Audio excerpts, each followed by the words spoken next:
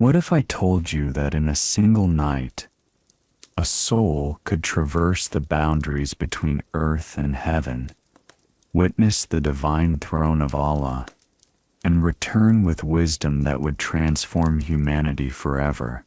What if this miraculous journey, defying all laws of time and space, held within it the keys to understanding your own spiritual ascension? Peace be upon you. Before we begin, let us know in the comments where you are listening from around the world, so we can share this journey through the Qur'an together and the pathway to eternal peace. Odu Billahi min ash-shaytanir rajim. Bismillahir Rahmanir Rahim. We seek refuge in Allah from the accursed shaitan, and we begin in the name of Allah, the most compassionate, the most merciful. These sacred words, like drops of divine light, cleanse the atmosphere around us and prepare our hearts for a journey that transcends the ordinary bounds of human experience. In the depths of the blessed night, when the world lay wrapped in the gentle embrace of darkness, and the stars bore witness to divine majesty, something extraordinary was about to unfold. The night was not like any other night. It was Laylat al-Isra, the night of the journey, when the boundaries between the seen and unseen worlds would dissolve, and a chosen servant of Allah would embark upon a most magnificent voyage ever undertaken by human soul. The preparation for this sacred journey began long before the appointed night arrived. In the quiet chambers of Masjid al-Haram, where the blessed Kaaba stands as the beating heart of the earth, divine angels descended with vessels of Zamzam water, that sacred spring which has flowed since the time of Ibrahim and Ismail.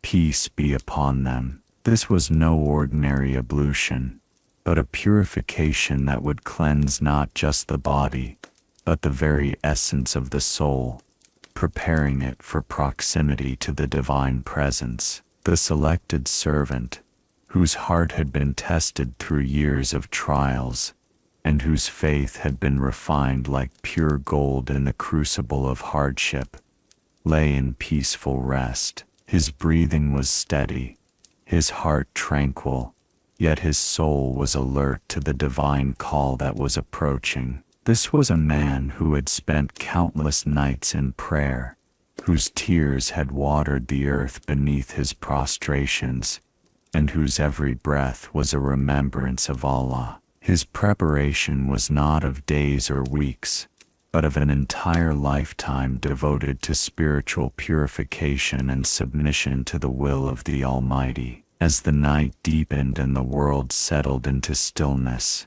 the angel Jibril, peace be upon him, appeared with a radiance that illuminated the sacred precincts. With him came Al-Buraq, a magnificent creature of divine creation, neither entirely of this world nor of the next, but a bridge between realms. Al-Buraq's name comes from the Arabic root, meaning lightning, for its speed surpassed even the swiftest light. Its form was beautiful beyond human description, with wings that shimmered like pearls touched by moonlight, and eyes that held the wisdom of eternity. The moment of departure arrived without fanfare or worldly announcement. This was a journey known only to Allah, witnessed only by the angels, and destined to become a source of guidance for all believers until the end of time. As the chosen servant mounted Al-Buraq, a transformation began, not just in location, but in the very fabric of existence around him. Time itself seemed to pause, as if all of creation held its breath in anticipation of what was to come. The journey commenced from the most sacred place on earth, the area surrounding the blessed Kaaba, where millions of believers turn their faces 5 times daily in prayer. This was the starting point chosen by divine wisdom, the place where Ibrahim, peace be upon him, had raised the foundations of monotheism, where the final prophet would later receive his mission, and where the hearts of the faithful find their spiritual direction. As Al-Burak's hooves touched the blessed ground for the last time before ascension, a prayer rose from the lips of the traveler, a dua of gratitude, humility, and complete trust in Allah's plan. Subhanaka alladhi sakhkhara lana hada wa ma kunna lahu mukrimin. Glory be to Him who has subjected this to us, and we could never have accomplished this by ourselves. These words, pregnant with recognition of divine favor and human limitation, marked the beginning of a journey that would redefine the relationship between the earthly and the celestial. The first movement of the journey was gentle, almost imperceptible, as if the laws of physics gradually released their hold on the blessed traveler. The familiar sights of Makkah began to recede, but not in the manner of ordinary travel. Instead, the earth itself seemed to fold beneath them, distances collapsing like prayers, ascending to their divine destination. The mountains of Makkah, which had stood as silent witnesses to generations of pilgrims, began to diminish, yet remained crystal clear in vision, as if seen through divine light that recognized no limitation of perspective or distance. The preparation for this journey had involved not just spiritual purification,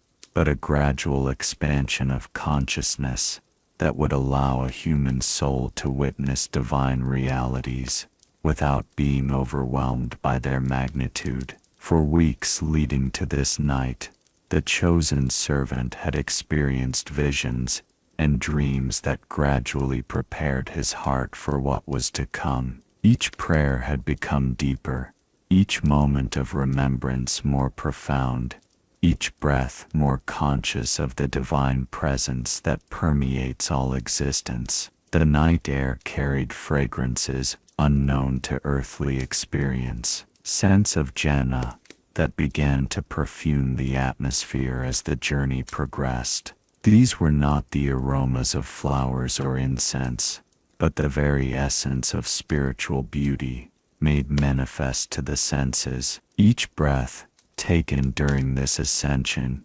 carried with it divine barakah that would later enable the traveler to convey the indescribable experiences to those who had remained bound by earthly existence. As the sacred journey continued, the stars seemed to part like a curtain being drawn aside, revealing layers of creation previously hidden from human perception. The night sky, usually a dome of distant lights, revealed itself as a vast ocean of divine light, with each star a doorway to unimaginable realms of existence. This was the beginning of a voyage that would traverse not just physical space, but the very dimensions of spiritual reality, carrying within it lessons and blessings that would illuminate the path of believers for all generations to come. As Al-Burak carried its blessed passenger beyond the earthly realm, the first heaven opened before them like a gate of pure light. Here stood Malik Israfil, the angel guardian of this celestial sphere, his wings spanning distances that no earthly measurement could comprehend. His voice resonated with the divine command, "Who seeks passage through the realm of Al-Malakat?" And when the identity of the traveler was confirmed, the gate swung open with a sound like distant thunder mixed with the sweetest melody ever heard. Within the first heaven, souls of the righteous moved like stars in their orbits, each one radiating contentment and peace. These were the believers who had passed from the earthly life, having fulfilled their sacred duties, their prayers, their zakat, their fasting, their Hajj. They moved in circles of remembrance, their voices joined in continuous dhikr that created harmonious vibrations throughout the celestial sphere. La ilaha illallah Muhammadun Rasulullah echoed through the divine atmosphere, and with each repetition, waves of divine mercy cascaded through all levels of creation. The journey continued upward, and the second heaven revealed itself as a realm of divine knowledge. Here, the angel Malik Mikhail presided over vast libraries of divine wisdom, where every act of charity ever performed was recorded in books of golden light. The traveler witnessed souls of scholars and teachers who had dedicated their lives to spreading beneficial knowledge and serving humanity. They sat in circles around fountains of liquid light, studying divine scriptures that appeared before them in languages of pure understanding,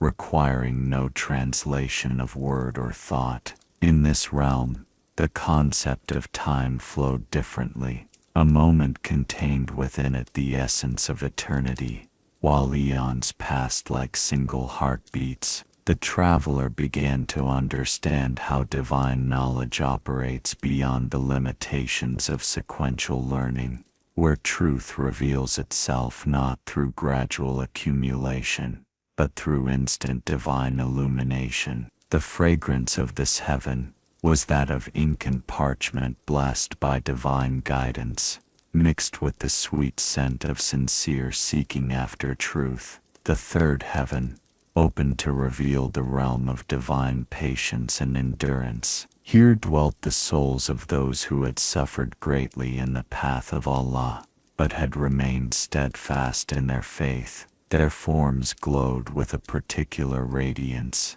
the light of Sabr, divine patience, which had been their companion during their earthly trials. They moved in gardens where every flower was a manifestation of a moment of patience they had shown, every tree a testament to their perseverance in worship despite hardship. Malik Israel, the angel of death, served as the guardian of this realm, but here his role was revealed, not as terminator of life, but as liberator of souls from earthly constraints. The traveler witnessed how death, feared by those on earth, was actually a gentle transition overseen by this magnificent angel, whose touch brought not pain but profound relief and joy to the faithful soul ready for its return to divine presence. The fourth heaven manifested as the realm of divine love and longing. Here, the souls of lovers of Allah moved in constant spiritual ecstasy, their hearts so enlarged by divine love that earthly concepts of emotion seemed pale and limited by comparison. They danced, not with physical movement, but with spiritual joy that expressed itself as waves of light flowing through their ethereal forms. Their leader was the soul of one who had been known on earth for his profound poetry of divine love, whose words had guided countless hearts toward Allah. In this sphere, the traveler experienced the station of divine love directly. Every particle of existence here pulsed with the rhythm of divine affection, and the very atmosphere was composed of prayers of longing that had risen from earth over centuries. Ya Allah, Ya Rahman, Ya Rahim, filled the space like a celestial symphony, each name of Allah creating visible waves of light that danced through the heavenly realm. The fifth heaven revealed itself as the domain of divine justice and wisdom. Here presided Malik Ridwan, the guardian of Jannah, whose keys to paradise hung from his waist like stars of pure light. This realm contained the divine scales upon which all deeds would ultimately be weighed. But here they stood, not as instruments of judgment, but as manifestations of perfect divine justice that considers not just actions, but intentions, circumstances, and the sincerity of repentance. The souls in this heaven were those who had lived as judges, leaders, and guides among humanity, but who had ruled with justice and humility. They sat in circles of consultation, forever engaged in learning how divine wisdom operates beyond human understanding. Their discussions created visible patterns of light that formed geometric shapes of perfect beauty, each configuration representing a principle of divine governance. As the journey through these heavens continued, the traveler began to understand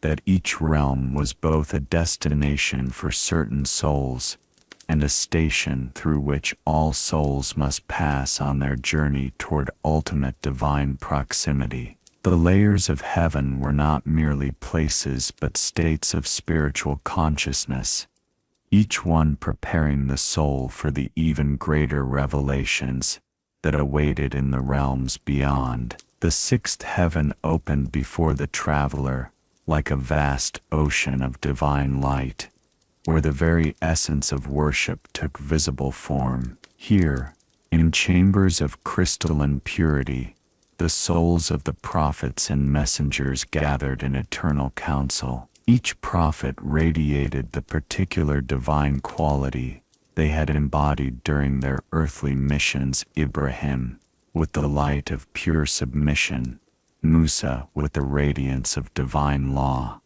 Isa, with the glow of compassion; and countless others, whose names were known only to Allah. At the center of this celestial assembly stood a figure whose light outshone all others, the soul of the final messenger, who would one day be sent to humanity. Though his earthly mission had not yet begun, his soul had been created as the first of all creation, the Nur Muhammadi, the Mohammedan light from which all prophetic guidance would flow. The traveler felt a profound recognition, as if looking into a mirror that reflected not physical appearance, but spiritual essence and divine purpose. The prophets spoke in a language beyond words, their communication occurring through direct transmission of divine knowledge and wisdom. They shared the experiences of their earthly missions,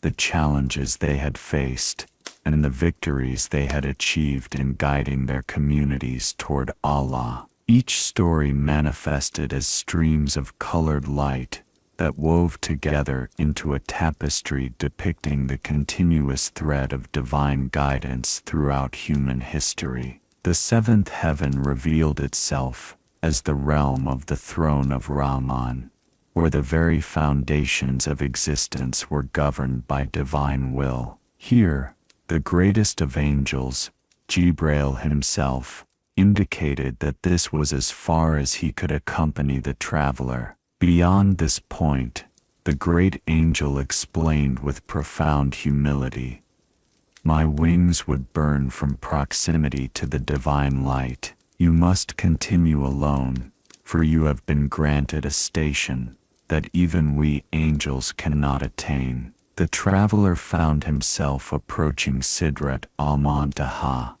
the low tree of the furthest boundary, whose roots extended through all levels of creation, and whose branches reached toward the divine throne itself. This magnificent tree marked the limit of all knowledge, the point beyond which only Allah's direct revelation could guide the seeker. Its leaves were like sheets of gold inscribed with divine names, and its fruits contained the sweetness of all forms of worship that had ever been performed with sincere intention. Beneath this cosmic tree flowed rivers of divine mercy, each one representing a different aspect of Allah's compassion toward His creation. The river of forgiveness flowed with waters that could cleanse any sin, no matter how grave. The river of guidance carried currents of divine light that illuminated the hearts of seekers.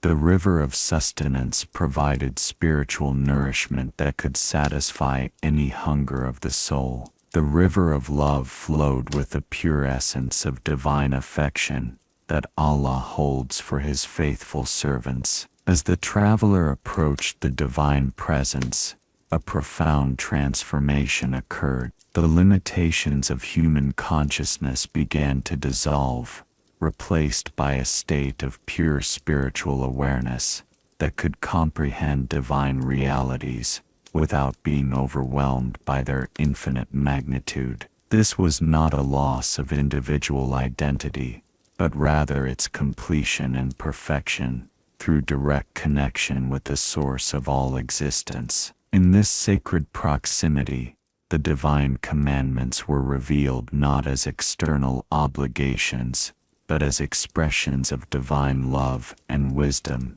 designed to elevate human consciousness to its highest potential. The 5 daily prayers were shown in their true essence, not mere rituals, but appointed times for direct communication with Allah. Moments when the soul could transcend earthly concerns and experience divine closeness. The traveler witnessed how each prayer time corresponded to particular spiritual energies flowing through creation. Fajr prayer aligned the soul with the divine light of new beginnings. Duha prayer centered the consciousness in divine presence during the peak of daily activity. Asr prayer provided spiritual sustenance for the afternoon journey.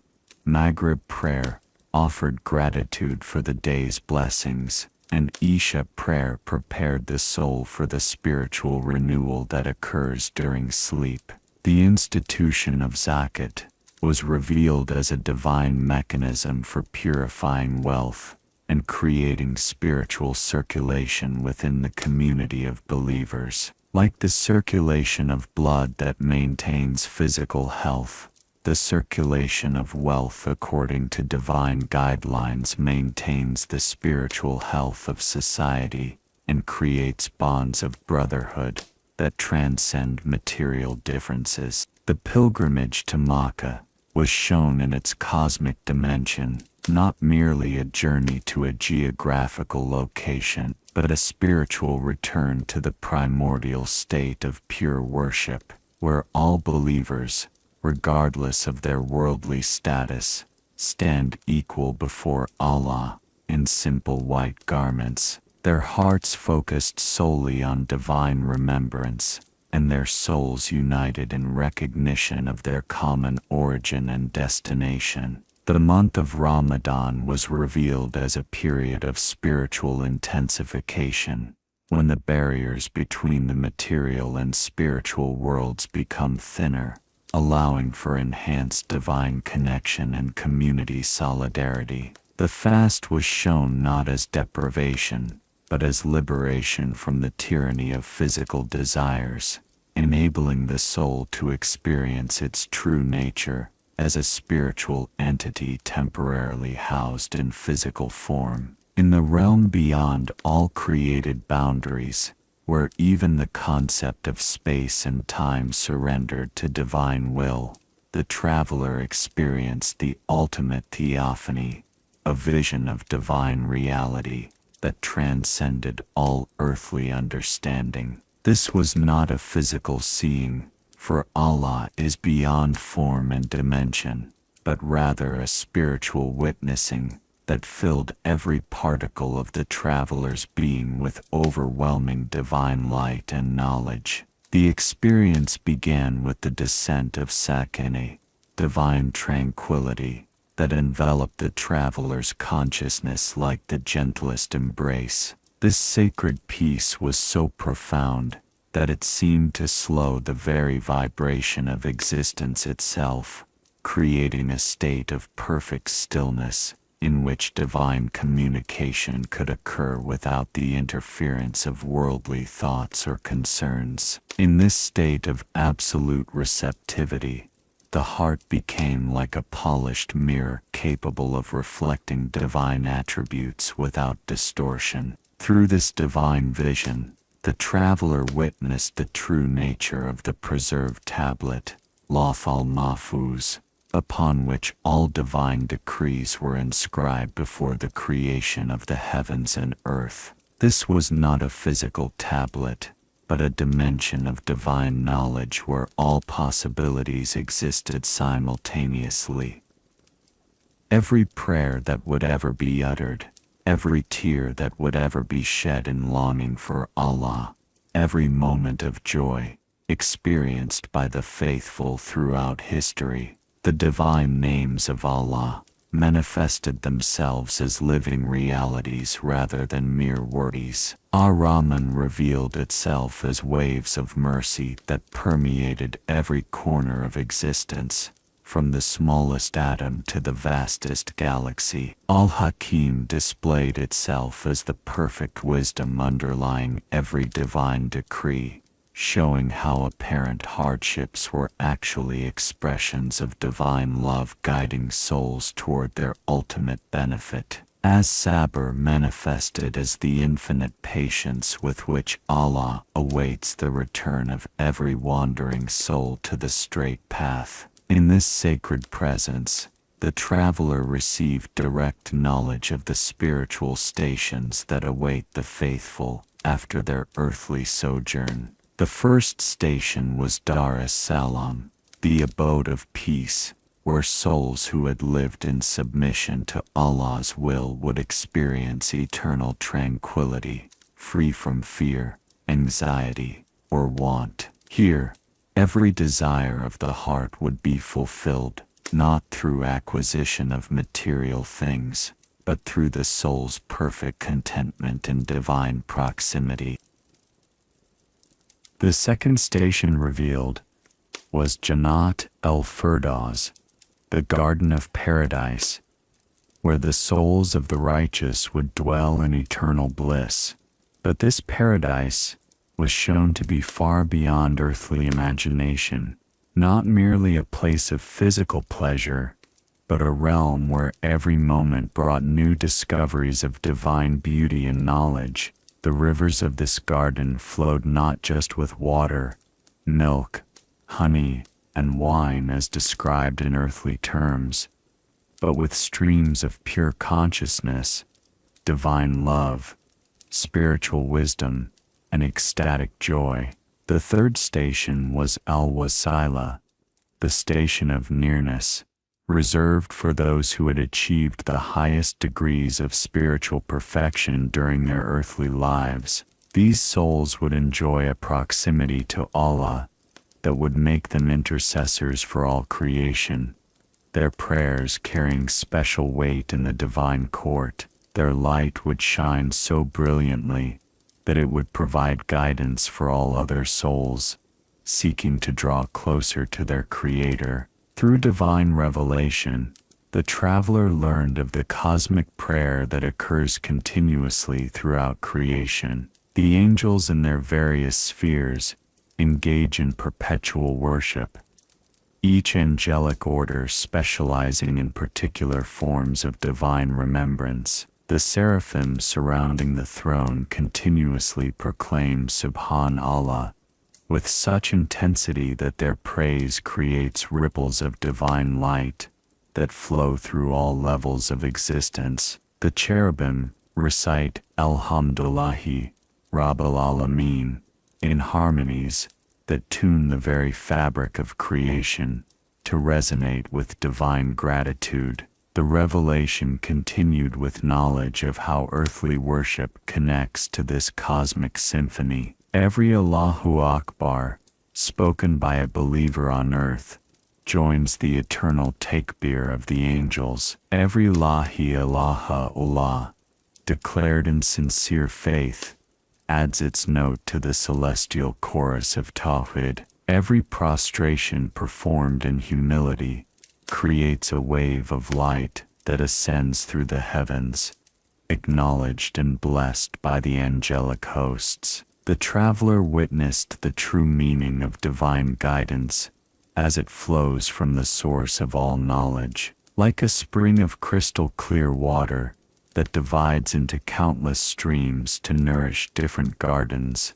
Divine guidance manifests in various forms, suited to the needs and capacities of different souls and communities. The Qur'an was shown as the final and most complete expression of this guidance, containing within its verses all the wisdom necessary for individual spiritual development and societal harmony. In this supreme moment of divine closeness, the traveler experienced the reality of Allah's statement, "I am closer to you than your jugular vein." This was not mere metaphor, but actual spiritual fact, the divine presence that sustains every heartbeat, every breath, every thought, yet remains transcendent beyond all creation. The paradox of divine immanence and transcendence resolved itself not through intellectual understanding, but through direct spiritual experience of the one who is with you wherever you are.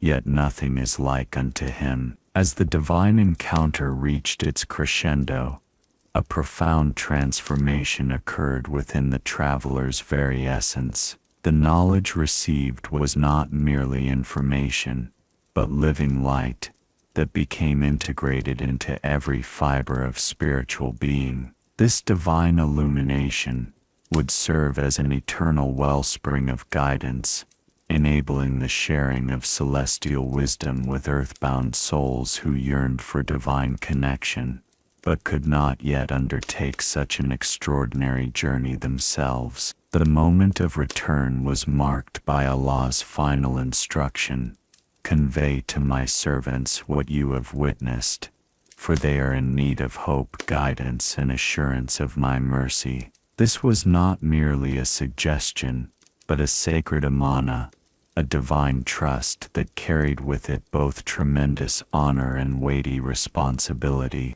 The traveler understood that this commission would define the remainder of earthly existence. Every word spoken, every prayer led, every moment of teaching would draw from this inexhaustible reservoir of divine knowledge. As the descent began, the traveler experienced each heavenly sphere anew, but now with the added dimension of understanding how to translate celestial realities into language and concepts that earthbound consciousness could grasp. In the seventh heaven, the prophets offered their blessings and counsel, each one sharing specific wisdom about the challenges of conveying divine truth to communities resistant to spiritual transformation. Prophet Ibrahim shared the secret of unwavering trust in Allah's wisdom, even when divine commands appeared to contradict human logic or emotion. When Allah commands, the friend of Allah explained, the believer's response is immediate submission, for divine wisdom always surpasses human understanding, and what appears as trial is actually divine favor in disguise. Prophet Musa revealed the importance of patience when facing community resistance to divine guidance. Your people will question, doubt, and sometimes rebel against the truth you bring them, he counseled. Remember that this is part of the divine plan for testing both messenger and community. Your role is to convey the message with clarity and compassion, leaving the guidance of hearts to Allah alone. Prophet Isa emphasized the power of gentleness and mercy in spiritual teaching. Divine truth is like water, he explained. It finds its way into the hardest hearts through patience and persistent kindness. Harsh words may force temporary compliance, but only loving guidance creates lasting transformation of the soul. In the sixth heaven, the traveler received detailed instruction about the proper conduct of worship that would maintain connection to the divine realms. The 5 daily prayers were revealed, not as burdensome obligations but as appointed meetings with Allah, opportunities to refresh the soul's connection to its celestial source. Each prayer position, standing, bowing, prostrating, corresponded to different aspects of the journey just completed. Standing in prayer represented the initial approach to divine presence, the soul's declaration of readiness to enter sacred communion. Bowing symbolized the humility required to receive divine guidance, the acknowledgement that human knowledge and power are nothing compared to Allah's infinite wisdom and might. Prostration embodied the complete surrender experienced in the divine presence, where all sense of separate self dissolved into pure worship and submission. The descent through the fifth heaven brought understanding of how divine justice operates with perfect balance between mercy and accountability. The traveler witnessed how every moment of sincere repentance creates immediate forgiveness, how every act of charity generates ripples of blessing that extend far beyond the original deed, and how every prayer offered with genuine devotion strengthens the spiritual fabric of the entire community of believers. In the fourth heaven, the realm of divine love, the traveler received the keys to unlocking the hearts of those who would hear the divine message. These keys were not techniques or strategies, but spiritual states, sincerity that makes every word ring with truth, compassion that enables understanding of each soul's unique struggles, and patience that allows divine timing to unfold without human interference. The third heaven revealed the cosmic significance of human suffering and its role in spiritual development. Every trial faced by believers was shown to be a form of divine alchemy, transforming the base metal of ego and attachment into the gold of spiritual wisdom and divine consciousness. This understanding would enable the traveler to offer comfort and guidance to those facing difficulties, helping them recognize their trials as opportunities for accelerated spiritual growth. As the second heaven's realm of divine knowledge was traversed once more, the traveler received the methodology for teaching divine truths. Knowledge must be shared gradually, in accordance with each soul's capacity for understanding. Like a skilled physician who prescribes medicine in appropriate doses, the spiritual teacher must gauge the readiness of each student and provide guidance that challenges without overwhelming, inspires without intimidating. The first heaven granted the final blessing for the return journey, the ability to maintain connection to celestial consciousness while functioning in earthly reality. This was perhaps the greatest miracle of all, that a human soul could bridge the gap between divine and mundane, serving as a conduit through which heavenly light could illuminate earthly darkness. As Al-Buraq descended toward the familiar landscape of the sacred sanctuary, the traveler carried within a transformed heart that beat with the rhythm of divine remembrance, eyes that could see spiritual realities behind material appearances, and a voice that would soon share the most extraordinary story ever told to humanity. As the blessed hooves of Al-Buraq touched the sacred ground of Masjid al-Haram, the familiar stones seemed to pulse with new recognition, as if they too acknowledged the transformation that had occurred during this miraculous night. The traveler dismounted with movements that appeared ordinary to any observer. Yet every gesture now carried the subtle grace of one who had experienced divine proximity. The night air of Mecca, once simply the atmosphere of home, now felt dense with spiritual significance and pregnant with the weight of divine mission. The angel Jibrail, who had been the faithful companion throughout this extraordinary voyage, offered his final counsel before departing. Remember, O Blessed One, the great angel spoke with voice like gentle thunder, that what you have witnessed exists beyond the boundaries of time and space. When you speak of this journey, know that some hearts will expand with joy and recognition, while others will contract with doubt and denial. This too is part of the divine wisdom, for truth has always served to separate the sincere seekers from those who prefer the comfort of familiar limitations. The first rays of Fajr began to paint the eastern horizon with delicate hues of rose and gold, marking the end of the most significant night in cosmic history. As the call to prayer would soon echo across the valley of Mecca, the traveler understood that this dawn marked not just the end of the night journey, but the beginning of a far greater voyage, the mission of conveying divine truth to a humanity desperately in need of spiritual guidance and hope.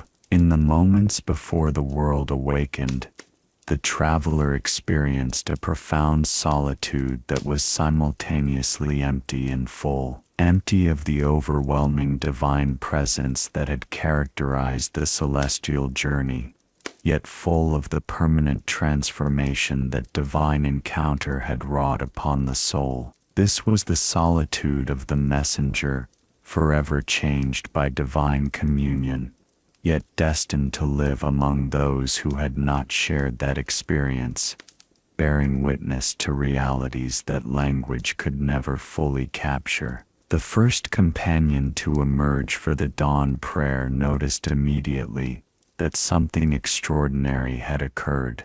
Though the traveler's physical appearance remained unchanged, there was a quality of light around the eyes, a depth of peace in the expression, and a subtle radiance emanating from the entire being that spoke of recent divine encounter. This was the first silent testimony to the truth of the night journey, the unmistakable transformation visible to those whose hearts were attuned to spiritual realities. As the small community gathered for Fajr prayer, the traveler led them in worship with a voice that seemed to carry echoes of celestial harmonies. Each recitation of Allahu Akbar resonated with the memory of angelic choirs.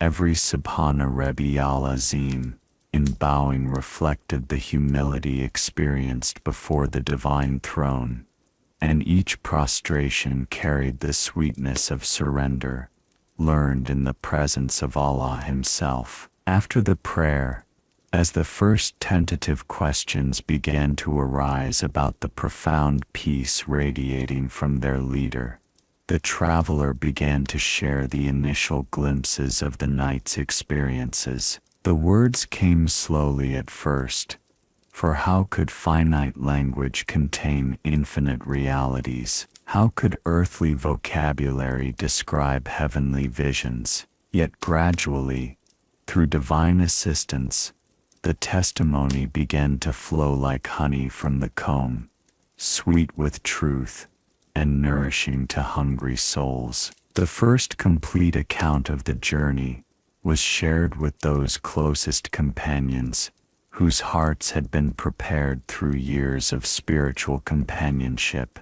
As the miraculous events were described, the appearance of Al-Burak, the ascension through the seven heavens, the meeting with the prophets, the approach to the divine presence, some faces lit up with immediate recognition and joy, while others showed the struggle between rational doubt and intuitive truth. One companion, whose heart was particularly pure, exclaimed with tears streaming down his face, "This explains the light we see around you this morning. This explains the peace that flows from your presence. Ya Allah, what mercy you have shown to your servant and through him to all of us." His immediate acceptance and joy became a source of strength for the traveler, confirming that divine truth has the power to recognize itself in prepared hearts. Others, however, found themselves wrestling with questions that seemed to challenge the very foundations of their understanding. How can a human body travel such distances in a single night?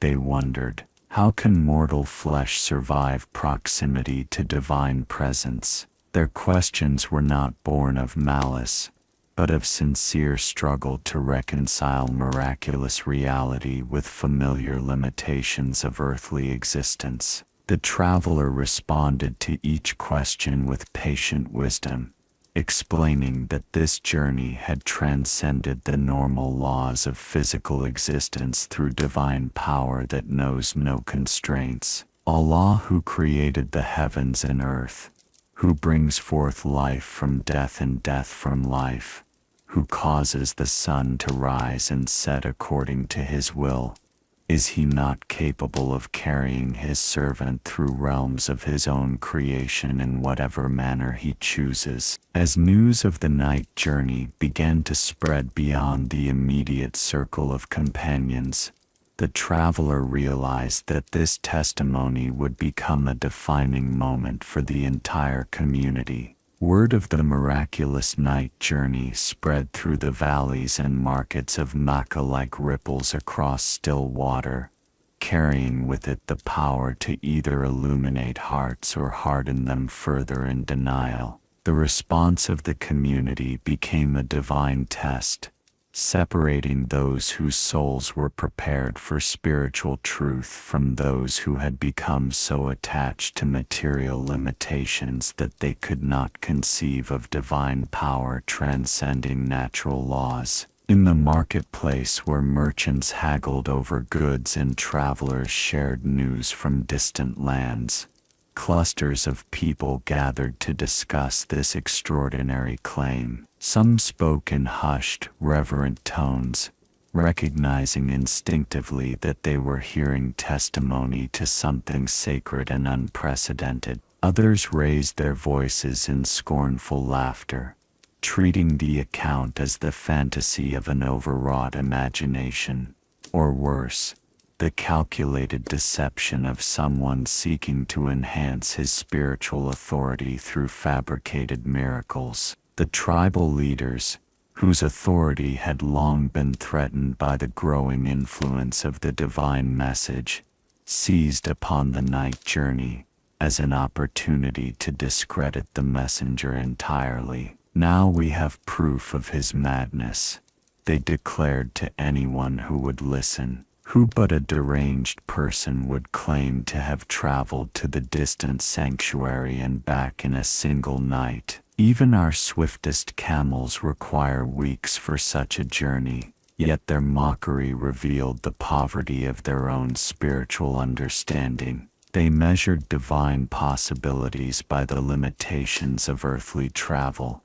unable to comprehend that the Creator of all distances could collapse space itself for his chosen servant. Their ridicule exposed not the falsehood of the testimony, but the narrowness of their own vision, constrained by material thinking that recognized no reality beyond what their physical senses could verify. Among the learned men of various tribes, heated debates erupted about the nature of spiritual experience and the possibilities of divine intervention in human affairs. Some argued from ancient texts and oral traditions, citing stories of prophets and holy men who had experienced miraculous journeys and divine visions. Others countered with appeals to logic and empirical observation, insisting that extraordinary claims required extraordinary evidence of a kind that could be measured and verified.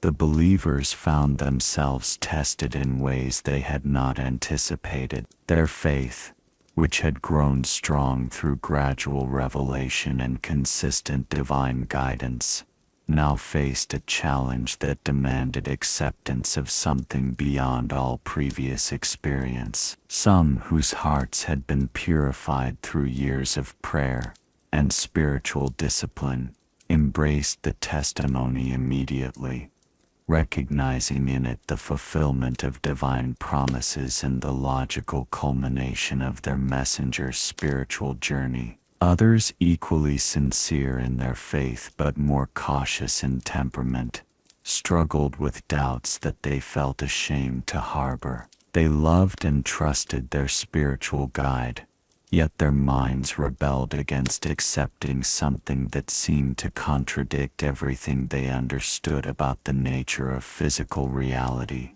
Their internal conflict became a source of deep spiritual anguish, for they feared that their doubts might indicate weakness in faith or inadequate love for their messenger. The closest companions, those who had witnessed years of consistent truthfulness and spiritual integrity, became the strongest defenders of the testimony. Abu Bakr, whose heart had never wavered in its attachment to divine truth, declared with characteristic firmness, "If he says it happened, then it happened. I believe him in matters far more difficult than this meets his reports of divine revelation that comes to him from beyond the seven heavens. After that, what is one night's journey?"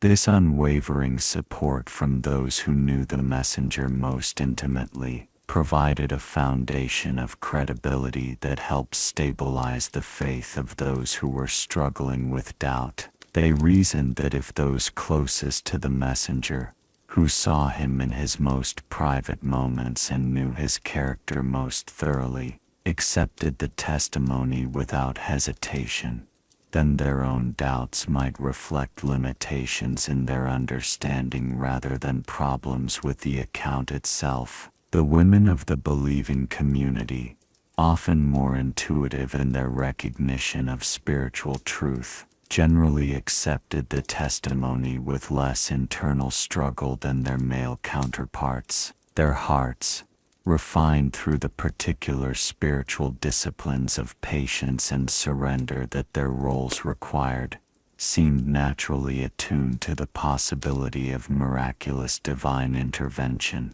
They became a source of quiet strength for the community, their peaceful acceptance helping to calm the turbulence of doubt and controversy.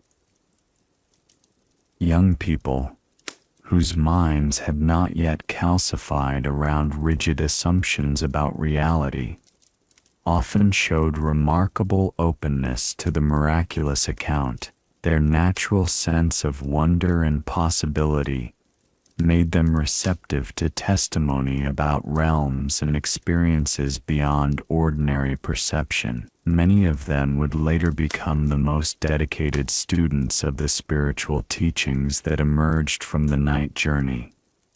Their hearts expanded by early exposure to divine mystery. The night journey thus became more than a personal spiritual experience for the messenger. It evolved into a community-wide test that revealed the true spiritual condition of each soul. Those who passed this test found their faith strengthened and their hearts expanded, while those who failed revealed the brittleness of their attachment to divine truth and their preference for the comfortable limitations of purely material thinking. In the days following the testimony of the night journey, a profound understanding began to emerge among the believing community about the divine wisdom behind the timing of this miraculous event. It had not occurred during the early peaceful period of the mission when acceptance might have come easily, nor had it been delayed until after the eventual triumph when its impact might have been diminished. Instead, it came at precisely the moment when the community most needed a sign of divine support and a glimpse of the ultimate destination toward which their spiritual struggles were leading them. The messenger himself began to understand more deeply how the night journey served multiple divine purposes beyond the personal spiritual elevation he had experienced. The vivid memories of celestial worship provided a template for perfecting earthly prayer, transforming the 5 daily prayers from mere ritual obligations into conscious participation in the cosmic symphony of divine remembrance that he had witnessed in the heavenly spheres. During the pre-dawn prayer of Tahajjud, when the world lay wrapped in darkness and only the most dedicated souls stirred for voluntary worship, the messenger would often find himself transported back to the atmosphere of divine proximity experienced during the night journey. These quiet hours became laboratories for testing and refining the spiritual practices that would eventually be taught to the entire community of believers. The description of the various heavenly realms provided the foundation for a new understanding of spiritual psychology and human development. The community began to recognize that the 7 heavens represented not just cosmic locations but stages of consciousness that every sincere seeker could potentially experience through sustained spiritual discipline and divine grace. The night journey thus became a map for the inner voyage that each believer could undertake within the landscape of their own heart. The knowledge gained about the nature of divine justice and mercy offered profound comfort to those struggling with life's hardships and apparent inequities. Understanding that earthly trials were temporary tests designed to purify the soul and elevate its spiritual station enabled believers to endure persecution and difficulty with patience and even gratitude, knowing that their sufferings were not meaningless but were contributing to their ultimate spiritual advancement. The vision of the cosmic prayer revealed how individual acts of worship connected each believer to the universal community of the faithful, both earthly and celestial. When a believer prostrated in prayer, they joined not only with fellow believers around the world, but with the angelic hosts whose worship had continued uninterrupted since the dawn of creation. This understanding transformed solitary prayer into conscious participation in divine community that transcended all boundaries of time and space. The teachings about the preserved tablet provided insight into divine providence and the ultimate meaningfulness of existence. Believers began to understand that nothing in their lives occurred by chance, that every experience, whether pleasant or difficult, served the divine purpose of guiding them toward their ultimate spiritual destination. This knowledge brought peace to anxious hearts and strength to those facing seemingly impossible challenges.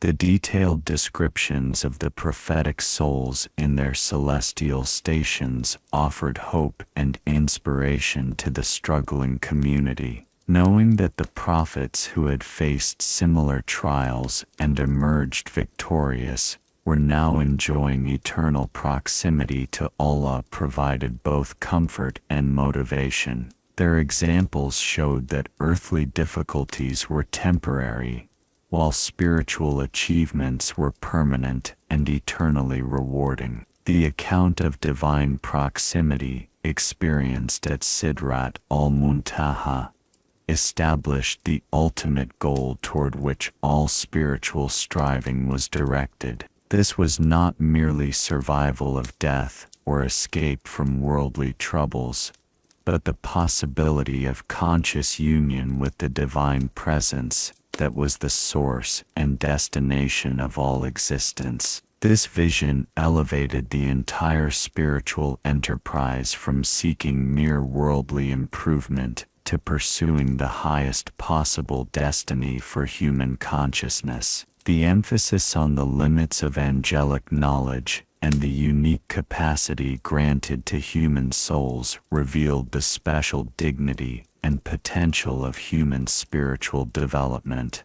Even the greatest angels could not accompany the traveler to the ultimate divine proximity, indicating that human souls, when purified and prepared, possessed capacities for divine intimacy that exceeded even the most exalted celestial beings. The instruction to convey the testimony, despite anticipated resistance, established the principle that divine truth must be shared, regardless of its reception. The messenger's role was to communicate clearly and compassionately, while the guidance of hearts remained in Allah's hands alone. This understanding liberated the community from the burden of feeling responsible for others' acceptance or rejection of divine guidance. The transformation visible in the messenger himself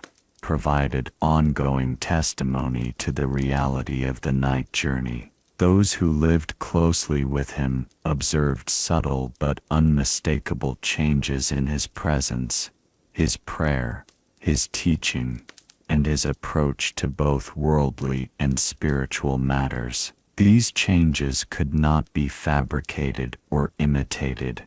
They were the natural result of authentic divine encounter, and served as continuing verification of the extraordinary testimony. As weeks passed and the initial controversy began to settle, the night journey established itself as a permanent source of inspiration, guidance, and hope for the believing community. It remained a living testament to divine power, a proof of ultimate spiritual possibility, and a promise that human souls could transcend all apparent limitations through sincere devotion and divine grace. The most immediate and lasting impact of the night journey manifested in the radical transformation of the community's approach to worship and spiritual practice. The 5 daily prayers, which had been established as a divine obligation,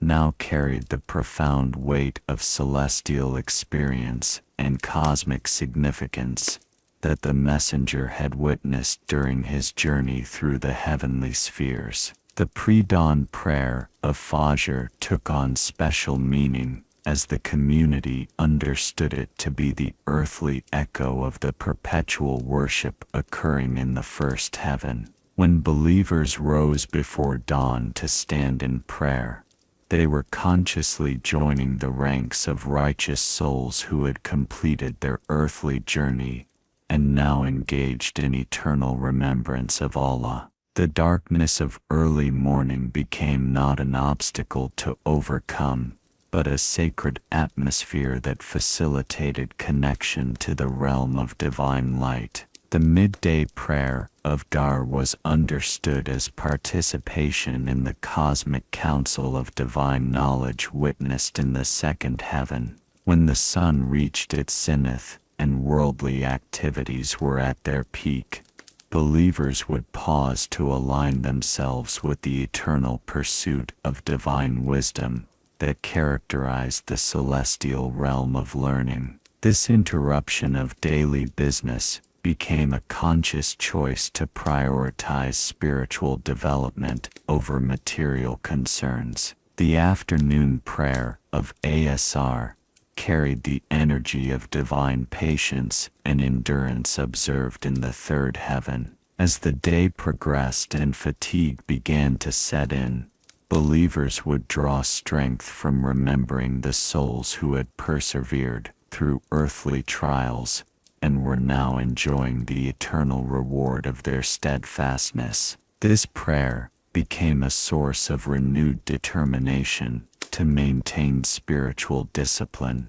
despite life's inevitable challenges. The sunset prayer of Maghrib connected the community to the realm of divine love experienced in the fourth heaven. As the day's light faded and families gathered for evening meals, believers would first gather their hearts in remembrance of Allah's love understanding that all earthly affections were pale reflections of the divine love that sustained all existence. This prayer sanctified the transition from day to night and from work to rest. The evening prayer of Isha aligned the community with the cosmic justice and wisdom of the fifth heaven. As darkness settled over the earth and people prepared for sleep, believers would stand one final time in acknowledgement of divine sovereignty and perfect judgment.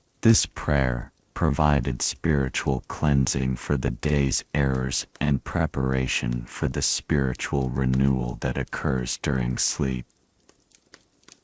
The Friday congregational prayer evolved into a weekly renewal of the prophetic experience witnessed in the sixth heaven. When the community gathered as one body for collective worship, they consciously participated in the eternal council of prophets and messengers who continued to guide humanity from their celestial stations. The sermon became an opportunity to share insights derived from the ongoing spiritual lessons of the night journey. The practice of dhikr, remembrance of Allah, was transformed from a recommended spiritual exercise into a continuous connection to the cosmic symphony of divine praise witnessed throughout the heavenly realms. Believers began to understand that every La ilaha illallah they uttered joined the eternal declaration of divine unity, resonating through all levels of creation, while every Subhanallah added their voice to the celestial chorus of glorification. The recitation of the Qur'an took on new dimensions as the community understood it to be the earthly manifestation of the divine knowledge witnessed at the preserved tablet. Each verse became a window into the infinite wisdom that governs all existence, while the rhythmic beauty of Arabic recitation echoed the harmonious patterns of light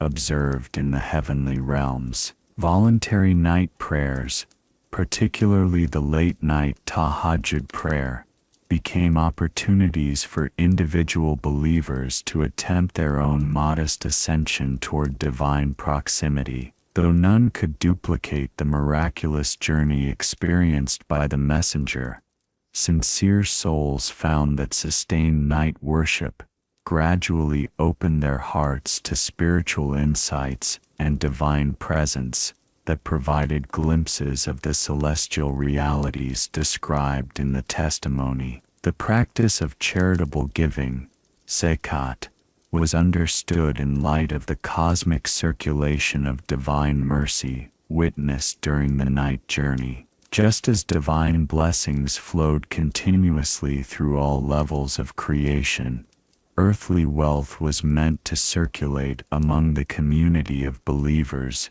ensuring that divine bounty reached every soul in need. Charity became a form of worship that imitated divine generosity and maintained spiritual health within the community. Fasting during Ramadan evolved from physical discipline into conscious participation in the spiritual purification witnessed in the higher heavens. The abstention from food and drink became a symbol of the soul's ability to transcend material dependencies and find sustenance in divine remembrance and spiritual connection. The pilgrimage to Makkah gained cosmic significance as believers understood it to be an earthly recreation of the spiritual journey toward divine presence. The circumambulation of the Kaaba echoed the circular movements of worship observed in the heavenly spheres, while the standing at Arafat represented the ultimate gathering before Allah, witnessed during the night journey. Through these transformed practices, the entire believing community became inheritors of the night journey's blessings, each member capable of experiencing their own degree of spiritual ascension through sincere devotion and divine grace. As months passed following the miraculous night journey, its effects began to manifest in ways that extended far beyond the immediate circle of believers. The transformation was not limited to religious practices or spiritual understanding, but began to influence every aspect of human consciousness and social interaction within the growing community of faith. The testimony had planted seeds of expanded awareness that would continue to bear fruit for generations to come. The most profound change occurred in the community's relationship with time and space. Having heard detailed accounts of a journey that transcended ordinary physical limitations, believers began to experience their own daily lives with a heightened awareness of spiritual dimensions that existed parallel to material reality. Walking through the familiar streets of Makkah, they would sometimes sense the presence of angelic beings moving through the same spaces. During quiet moments of reflection, they would feel connections to the cosmic worship described in the heavenly realms. Children born after the night journey grew up with consciousness naturally attuned to spiritual possibilities that previous generations had struggled to accept. Their minds, unencumbered by rigid assumptions about the limitations of reality, absorbed stories of celestial travel and divine proximity as easily as they learned about earthly geography and family relationships. These young souls would become the foundation of a new spiritual civilization that took miraculous divine intervention as a normal part of religious experience. The practice of dream interpretation evolved dramatically as the community gained new understanding of the soul's capacity for spiritual travel during sleep. Believers began to report experiences of visiting sacred places, meeting deceased relatives in states of blessing, and receiving guidance through symbolic visions that carried the unmistakable fragrance of divine communication. The night journey had opened a doorway to understanding that human consciousness was not confined to physical embodiment, but could journey through spiritual realms during various states of awareness. Scholarly pursuits within the community shifted toward exploring the deeper meanings hidden within divine revelation. The night journey had demonstrated that every verse of the Qur'an contained layers of significance that could only be understood through spiritual insight gained from direct divine connection. Students of religion began to approach sacred texts not merely as collections of legal prescriptions or historical narratives, but as maps to spiritual territories that could be explored through sincere seeking in divine grace. The community's approach to death and dying was completely transformed by the detailed descriptions of the soul's stations in the heavenly realms. Grief over the loss of loved ones was tempered by vivid understanding of the blessed state awaiting righteous souls after their earthly sojourn concluded. Funeral prayers became celebrations of the deceased's graduation to higher spiritual education, while the bereaved found comfort in knowing that separation was temporary, and that reunion, in divine proximity, was the ultimate destiny of all faithful souls. Interpersonal relationships within the community deepened as believers understood that their connections extended beyond earthly life into eternal spiritual bonds. Marriage became not merely a social contract or means of fulfilling physical needs, but a sacred partnership in the journey toward divine proximity. Parents approached child rearing as the nurturing of souls destined for celestial realms, while friendships were recognized as divine arrangements designed to facilitate mutual spiritual development. The community's relationship with the natural world was transformed by understanding of the cosmic dimensions of creation witnessed during the night journey. Mountains, rivers, trees, and stars were no longer seen as mere physical objects, but as conscious participants in the universal worship of Allah. The changing of seasons, the movement of celestial bodies, and the cycles of growth and decay in nature were all recognized as aspects of the divine symphony that the messenger had heard during his passage through the heavenly spheres. Economic activities within the community evolved to reflect spiritual principles learned from the night journey. Trade became an opportunity to practice the divine justice witnessed in the fifth heaven, with merchants striving to embody the perfect fairness that characterized celestial transactions. Craftsmen understood their work as participation in divine creativity, while farmers recognized their cultivation of the earth as stewardship of divine bounty that would ultimately return to its creator. The community's approach to conflict resolution was influenced by the divine mercy and perfect judgment witnessed during the celestial journey. Disputes were settled not merely through legal precedent or social convention, but through reference to the ultimate justice that would prevail in the divine court.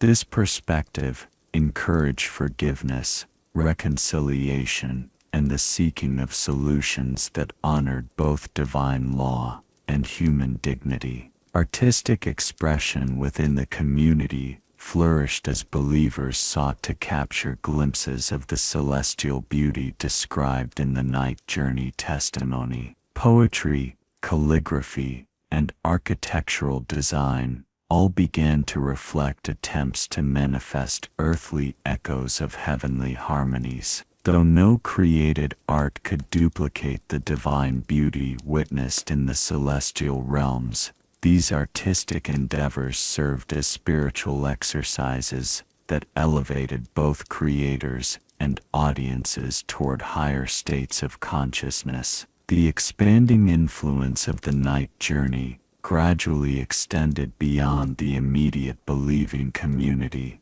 as even skeptics and opponents found themselves unconsciously influenced by the transformed consciousness of those who had embraced the testimony. The spiritual elevation of the believers created an atmosphere of heightened awareness that touched all who came into contact with them. As years flowed into decades, and the initial generation of witnesses to the night journey began to pass into the next realm, the miraculous account took on the characteristics of eternal guidance that would illuminate the path of seekers until the end of time. What had begun as a single night's extraordinary experience evolved into a permanent source of spiritual inspiration that transcended the limitations of historical moment and cultural context. The oral transmission of the night journey became an art form in itself,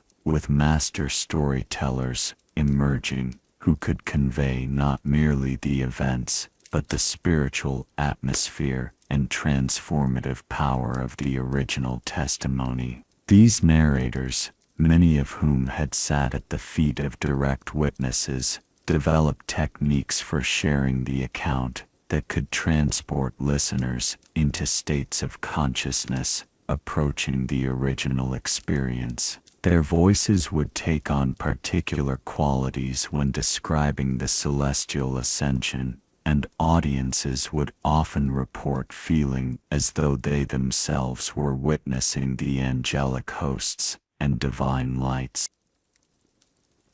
Successive generations of spiritual teachers found in the night journey an inexhaustible source of guidance for addressing the particular spiritual challenges of their times. During periods of persecution and hardship, They would emphasize the aspects of divine support and ultimate triumph witnessed during the celestial journey. In times of prosperity and ease, they would focus on the responsibilities that came with spiritual privilege and the importance of maintaining connection to divine purpose. Despite worldly comfort, the night journey became a template for understanding the stages of spiritual development that every sincere seeker could expect to encounter on their own journey toward divine proximity. The 7 heavens were mapped onto the 7 levels of the human heart, with each celestial realm corresponding to particular spiritual stations that could be achieved through sustained practice and divine grace. This psychological interpretation made the miraculous journey relevant to the inner experience of ordinary believers seeking spiritual advancement. Scholarly commentators discovered endless layers of meaning within each element of the night journey narrative. The figure of Ul-Burak was understood to represent the purified consciousness, capable of transcending ordinary limitations. The meetings with various prophets symbolized the integration of different aspects of divine guidance within the perfected soul. The approach to the divine throne represented the ultimate goal toward which all spiritual striving was directed. The night journey provided the foundation for a sophisticated understanding of the relationship between spiritual experience and divine revelation. Mystics and scholars alike recognized that the most profound religious insights came not through rational analysis alone, but through direct spiritual encounter with divine reality. This understanding encouraged the development of spiritual practices designed to prepare the heart for receiving divine illumination, while maintaining proper respect for the unique and unrepeatable nature of prophetic experience. Artists and poets found in the night journey an infinite source of inspiration for creative expression that could convey spiritual truths through beauty and metaphor. Epic poems describing the celestial ascension became vehicles for spiritual instruction, while architectural designs inspired by the heavenly realms created sacred spaces that facilitated divine remembrance and community worship. The visual arts developed symbolic vocabularies for representing spiritual realities that could not be captured through literal depiction. The account of the night journey became a cornerstone for understanding the special relationship between human consciousness and divine reality. Unlike other created beings who were limited to particular levels of existence, human souls were shown to possess the capacity for spiritual ascension that could take them beyond even the highest angelic realms. This understanding elevated human dignity while emphasizing the tremendous responsibility that accompanied such spiritual potential. Legal scholars found in the night journey principles for understanding how divine law operated beyond the limitations of earthly jurisprudence. The perfect justice witnessed in the celestial realms provided a standard against which human legal systems could be measured, while the emphasis on divine mercy offered guidance for applying legal principles with wisdom and compassion that reflected heavenly values. The night journey established a permanent connection between earthly spiritual practice and celestial worship that gave cosmic significance to every act of devotion performed by believers. Knowledge that earthly prayers joined the eternal worship of the angelic hosts transformed routine religious observance into conscious participation in universal divine service. This understanding prevented spiritual practice from becoming merely mechanical repetition and infused it with awareness of its cosmic significance. Philosophers and theologians discovered in the night journey a key to understanding the relationship between time and eternity, space and transcendence, individual experience, and universal truth. The account provided empirical testimony to spiritual realities that pure reason could approach but never fully comprehend, while demonstrating the harmony between authentic mystical experience and revealed divine guidance. The continuing study and contemplation of the night journey became a spiritual practice in itself, with each generation discovering new meanings and applications relevant to their particular circumstances and challenges. Like a multifaceted jewel that revealed different colors depending on the angle of observation, the miraculous account continued to illuminate new aspects of spiritual truth for those who approached it with sincere hearts and prepared minds. The night journey thus achieved its ultimate purpose, serving as eternal guidance that could elevate human consciousness toward divine proximity and provide hope, direction, and inspiration for the spiritual journey that every soul must ultimately undertake. As centuries passed and the night journey became woven into the spiritual fabric of countless communities across diverse lands and cultures, its universal message began to transcend the boundaries of specific religious tradition and speak to the deepest yearnings of the human soul itself. The miraculous account revealed itself to be not merely a historical event or doctrinal teaching, but a fundamental blueprint for understanding the relationship between human consciousness and the infinite divine reality that encompasses all existence. The night journey demonstrated that the apparent separation between the material and spiritual worlds was ultimately illusory. Through divine grace and proper preparation, consciousness could transcend the limitations that normally confined it to physical perception and experience realities that existed beyond the reach of ordinary senses. This understanding provided hope for all those who felt trapped by material circumstances or limited by physical constraints, showing that the soul's true nature was fundamentally unlimited and capable of infinite expansion. The emphasis on purification and preparation revealed the essential role of spiritual discipline in enabling divine encounter. The night journey had not occurred randomly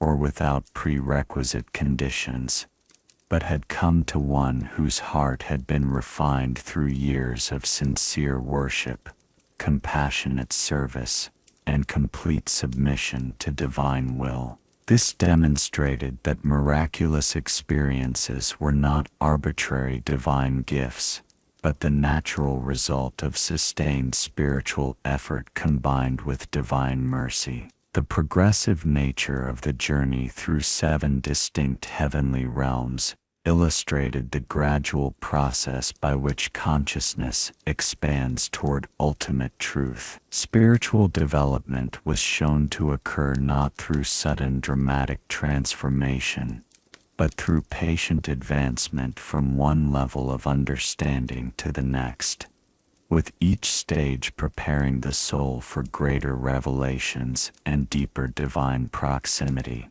This understanding encouraged perseverance in spiritual practice while tempering expectations of immediate dramatic results. The meetings with various prophetic souls in their celestial stations revealed the eternal nature of spiritual achievement and the continuing influence of those who had completed their earthly missions. Death was shown to be not termination, but graduation, to higher levels of service and consciousness, while the spiritual legacy of perfected souls continued to guide and inspire subsequent generations of seekers. This understanding transformed the relationship with mortality from fear into anticipation of spiritual advancement. The vision of cosmic worship occurring continuously throughout all levels of creation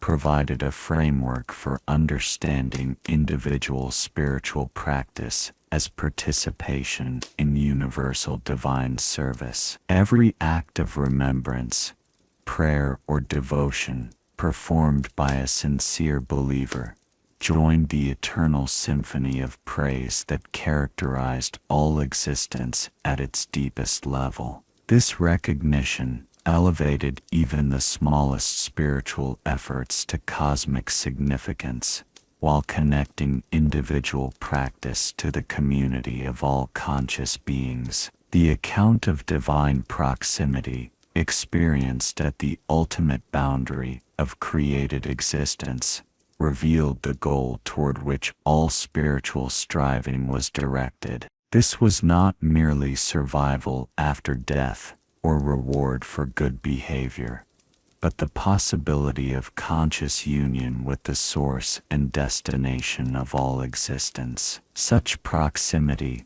represented the fulfillment of human potential and the satisfaction of the soul's deepest longing for meaning, purpose, and ultimate belonging. The emphasis on the limits of ordinary language and conceptual understanding highlighted the inadequacy of purely intellectual approaches to spiritual truth. The most profound realities could only be known through direct experience, while their communication required symbolic language, metaphorical expression, and intuitive understanding that transcended rational analysis. This recognition encouraged both intellectual humility and the cultivation of non-rational faculties of perception and knowledge. The transformation visible in the traveler upon return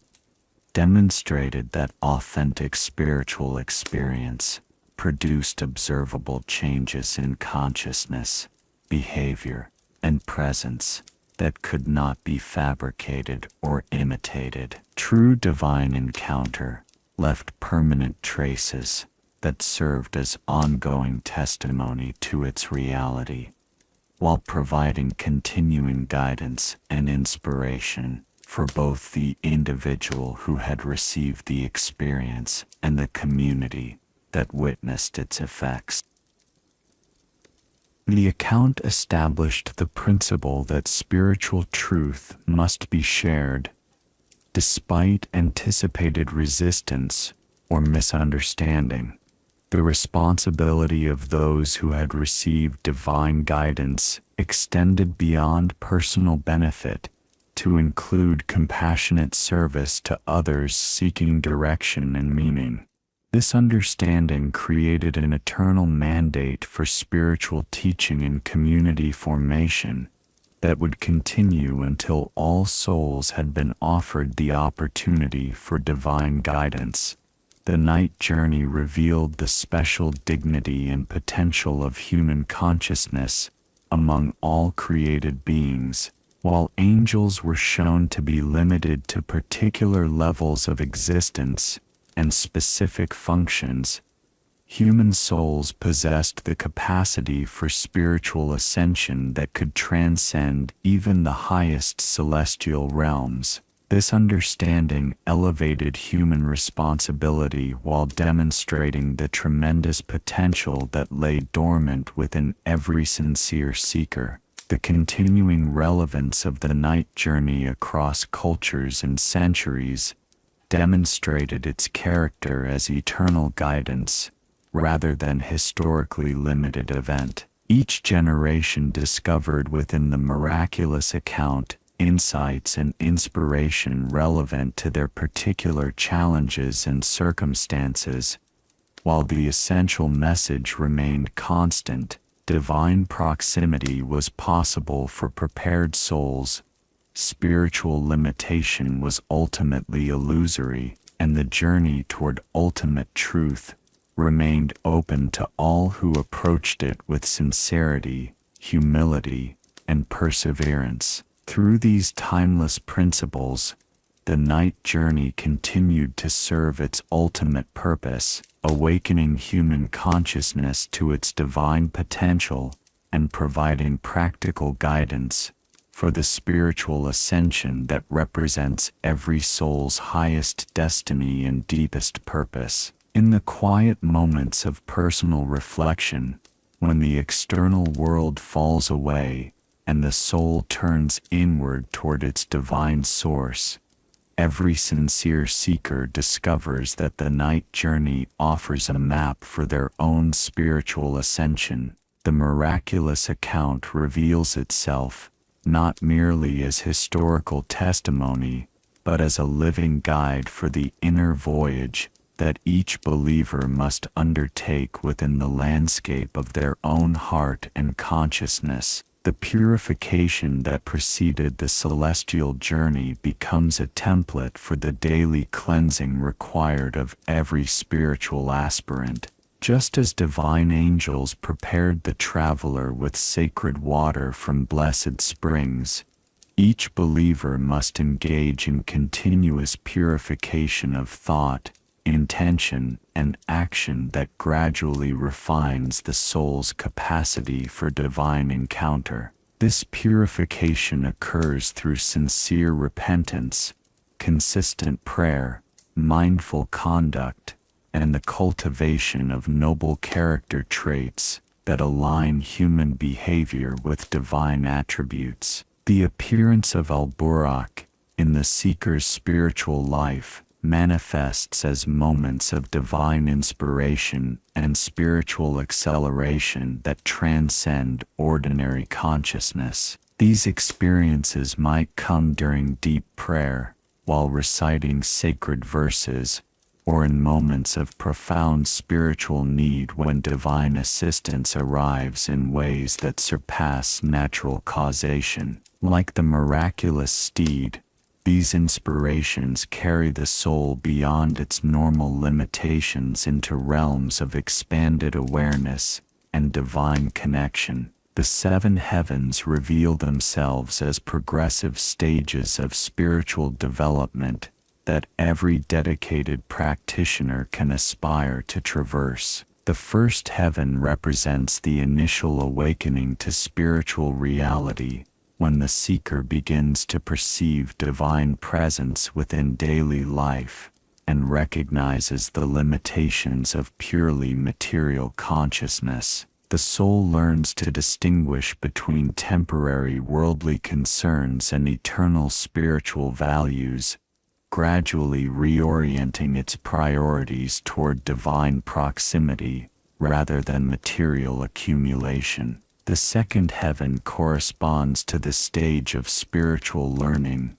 when the seeker develops an insatiable hunger for divine knowledge and wisdom. This is the realm of serious study, contemplation, and the gradual understanding of spiritual principles that govern both individual development and cosmic reality. The soul begins to see connections between apparently separate phenomena and recognizes divine patterns operating throughout existence. The third heaven represents the cultivation of spiritual patience and endurance, when the seeker learns to maintain faith and practice despite external difficulties and internal resistance. This stage involves the development of saber, divine patience, that enables the soul to persevere through trials while recognizing them as opportunities for spiritual refinement rather than meaningless suffering.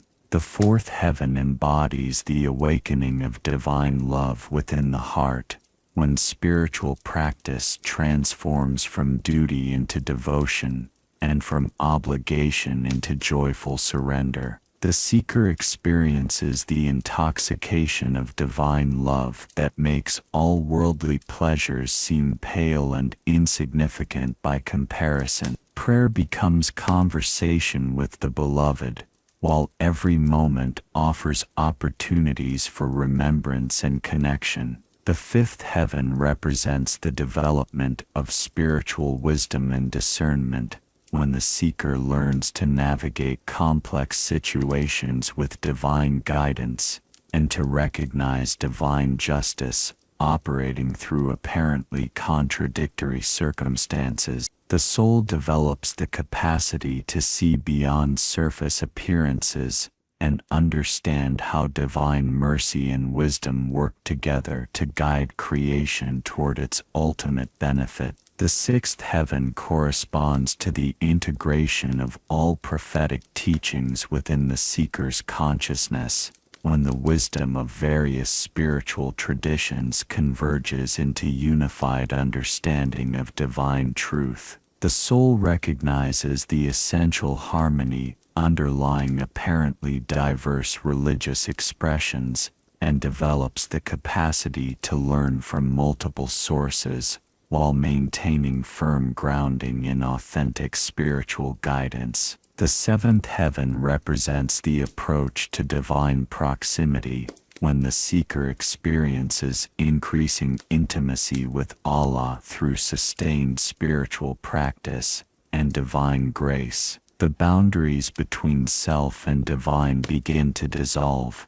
not through the elimination of individual identity, but through its perfection and alignment with divine will. The soul experiences moments of profound peace and clarity that provide glimpses of the ultimate spiritual destination. The encounter with Sidrat al-Muntaha in the seeker's inner journey manifests as the recognition of the limits of rational understanding and the necessity of surrender to divine mystery. This is the stage where the soul learns to embrace uncertainty with trust, to find comfort in divine incomprehensibility, and to rest in faith, rather than demanding complete intellectual understanding. The experience of divine proximity becomes available to sincere seekers through moments of profound spiritual connection that occur during deep prayer, contemplation, or service to others. These experiences cannot be forced or manipulated, but arise as gifts of divine grace to hearts that have been properly prepared through consistent spiritual discipline and genuine love for Allah. The return from these spiritual heights brings with it the responsibility to integrate divine insights into daily life and to serve as a source of guidance and inspiration for other seekers. The inner night journey thus becomes not a private spiritual achievement, but a contribution to the collective spiritual development of the entire community of believers. Through this understanding, every believer becomes a potential traveler on the path of spiritual ascension, following the same essential journey toward divine proximity, while adapting its expression to their unique circumstances, capacities, and divine calling. As the final chapter of this sacred narrative unfolds, we arrive at the most profound truth, revealed through the night journey, that every ascension toward divine proximity must culminate in a return that transforms ordinary existence into continuous worship and sacred service. The traveler's descent from the heights of celestial experience back to the familiar earth of human responsibility represents not an ending but a beginning, not a loss of divine connection, but its integration into every breath, every heartbeat, every moment of conscious existence. The return brings with it the recognition that the ultimate miracle was not the transcendence of physical limitations or the witnessing of celestial wonders,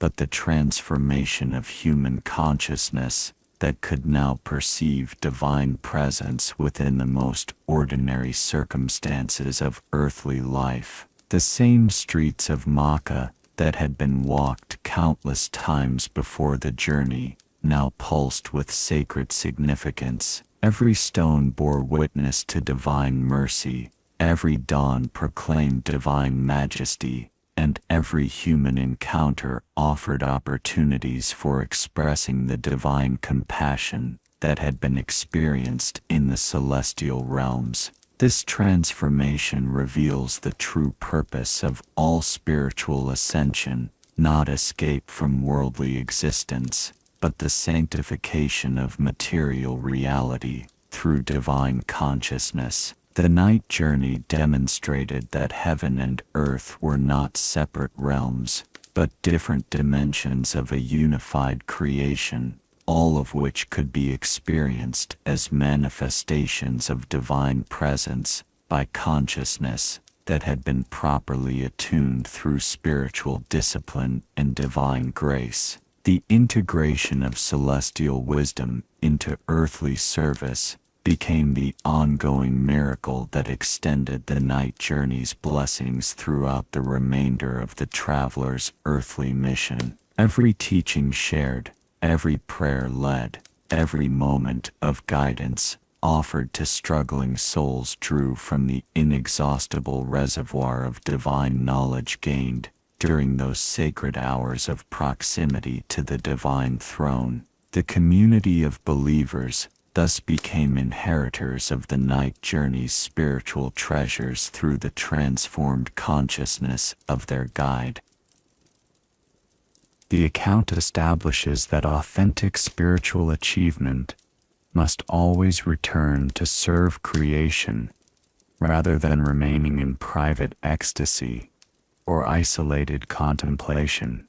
The divine command to convey what you have witnessed transforms personal spiritual experience into universal guidance, ensuring that the benefits of divine encounter extend beyond the individual to encompass all those seeking meaning, purpose, and connection to their divine source. The night journey thus becomes a template for understanding the complete cycle of spiritual development: preparation through purification, ascension through divine grace, encounter with ultimate reality, and return to serve creation with transformed consciousness. This cycle reveals itself as the pattern underlying all authentic spiritual evolution, whether experienced by prophets and saints, or by ordinary believers, sincerely seeking divine proximity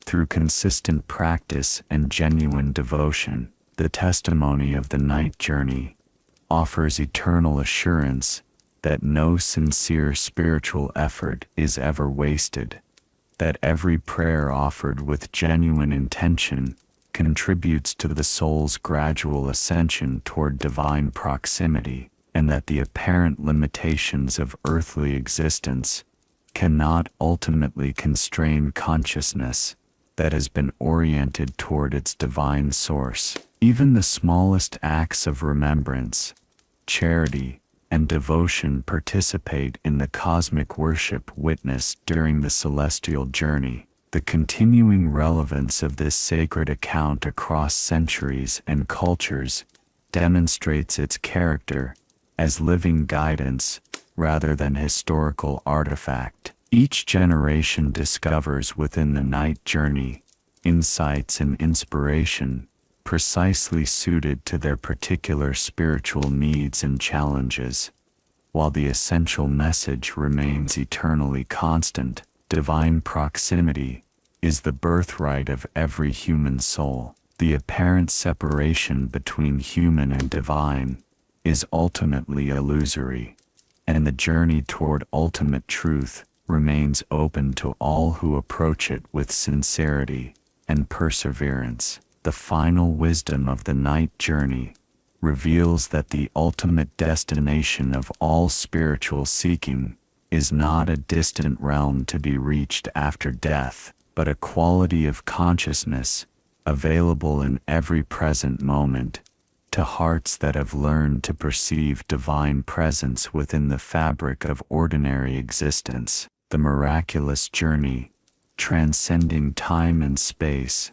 thus points to an even greater miracle, the transformation of linear time into eternal now, and limited space into infinite divine presence. As we conclude this sacred narrative, we recognize that every telling of the night journey becomes itself a form of spiritual practice, every listening an opportunity for inner ascension, and every contemplation of its meanings a step along the path toward the divine proximity that represents every soul's ultimate destination and deepest purpose. The story never truly ends because its essence lives on in every heart that opens to divine possibility, and every consciousness that seeks to transcend its apparent limitations through surrender to the infinite mercy and wisdom of Allah. May this account serve as a bridge between the extraordinary and the ordinary, helping every sincere seeker recognize that the miraculous night journey continues within their own spiritual evolution, and that the same divine presence that guided the blessed traveler through celestial realms remains available to illuminate and transform every step of their own journey toward eternal truth, perfect peace, and divine proximity that surpasses all understanding yet satisfies every longing of the human heart. Allahu Alam, and Allah knows best. Thank you for spending this time in reflection. If you found peace in today's SEP's recitation, kindly subscribe so you can join us again for the next chapter of the Qur'an, Insha Allah.